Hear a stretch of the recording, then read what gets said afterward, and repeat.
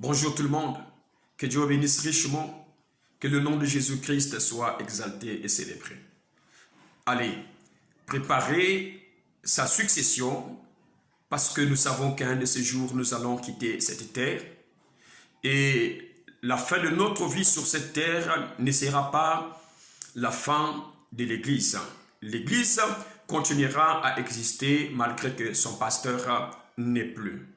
Et pour que cette église garde sa forme et avance comme il se doit, il faut quelqu'un qui soit à mesure d'assumer cette responsabilité. Alors vous comprenez que je suis en train de parler des pasteurs, de leurs églises, leur fin de vie sur cette terre et la suite de ces églises. C'est donc un point très important et je voudrais me demander, est-ce qu'il est permis à un pasteur de préparer quelqu'un pour sa succession, quelqu'un qui pourra le succéder, quelqu'un qui pourra continuer l'œuvre après qu'il soit retiré de cette terre. C'est une grande question et une question très importante et à cette question nous n'avons pas deux réponses, nous n'avons qu'une seule réponse. Nous allons dire qu'un pasteur qui agit de cette manière est un pasteur sage. C'est un pasteur qui reconnaît que nous sommes pèlerins sur la terre et la mort a toujours été une surprise. Et quand nous y allons, nous laissons ce que nous étions en train de faire. Ça veut dire que l'Église continuera à exister.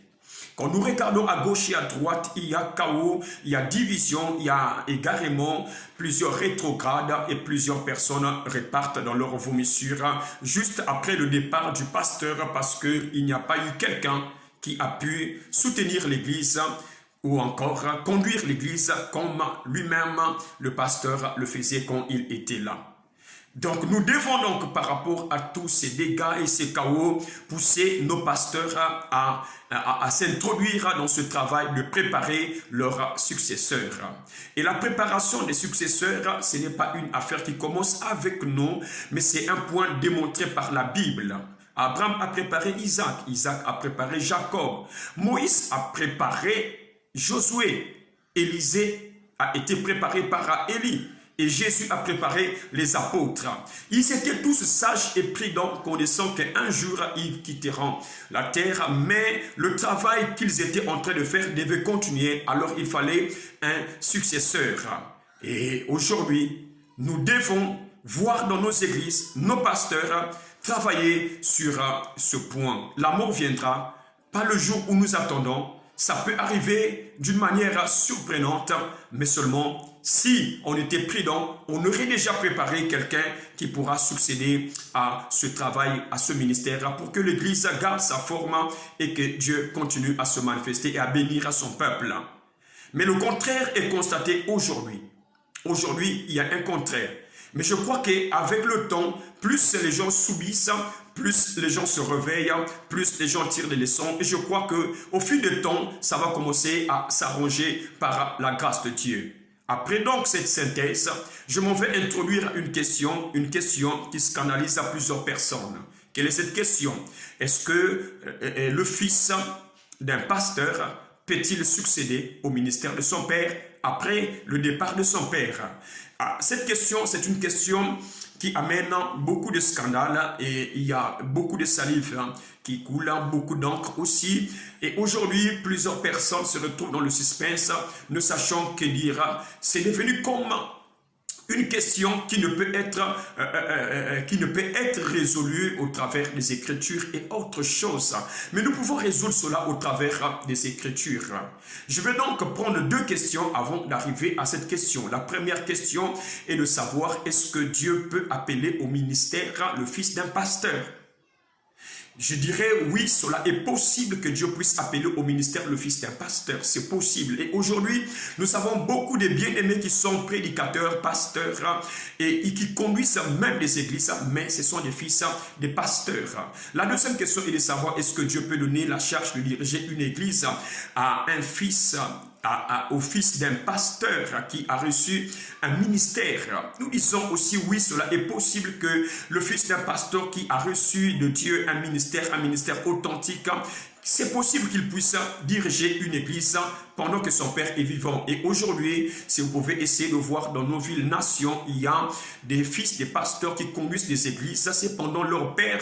Leurs parents sont aussi des dirigeants de certaines églises. Nous le savons et cela est la vérité. Donc, je dirais donc que beaucoup de fils des pasteurs aujourd'hui sont dans le ministère, pas avec des ministères faits des mains d'hommes, mais des vrais ministères. Alors, à la question de savoir si le fils d'un pasteur peut succéder à son père, je veux dire que cela est possible, mais sur la base de 3 conditions. La première condition, c'est cela est possible si et seulement si ce fils du pasteur a été bel et bien appelé par Dieu. La deuxième condition, c'est que cela est possible si et seulement si c'est la volonté parfaite de Dieu. La troisième condition qui fera que cela soit possible, c'est que ça doit être la personne que Dieu lui-même a choisie, pas la personne que l'Église a choisie, pas la personne que papa pasteur a choisie, pas la personne que les diacres, pas la personne que la famille a choisie, mais la personne que Dieu lui-même a choisie.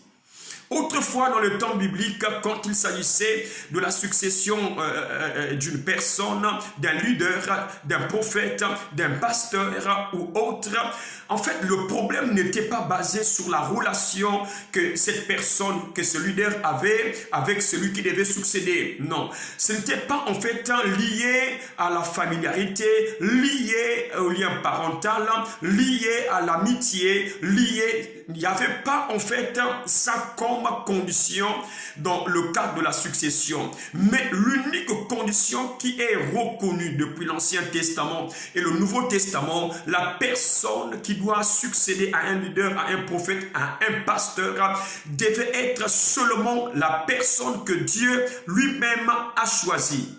Si cela est le cas, alors qu'il soit parent de ce pasteur, qu'il soit son ami, qu'il soit frère dans l'église, un co-pasteur, qu'il soit son fils, cela n'a pas d'intérêt. Mais ce qui est plus important, c'est que ça doit être la personne que Dieu lui-même a choisie. Alors, nous savons qu'aujourd'hui, il y a beaucoup des églises où les fils des pasteurs ont succédé à la place de leur pasteur après le départ de leur pasteur. Le problème, ce n'est pas combattre et dire que c'est devenu, non. Le problème, c'est de chercher à savoir si c'est l'homme que Dieu a voulu pour ce poste ou pour cette tâche.